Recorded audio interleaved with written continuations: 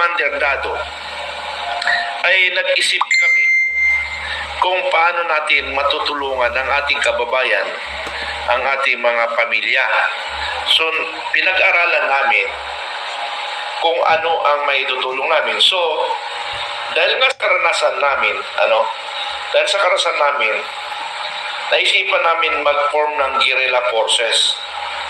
Ano ba itong guerrilla forces? Ito yung tutulong sa armed forces. Dahil ang armed forces, magpupokus sila sa karagatan at himpapawid. Doon sila magpupokus kasi yung darating na mga inchik through air sila or through by water. Yung nandito na ngayon sa Pilipinas, yun ang i-confront namin ng guerrilla forces.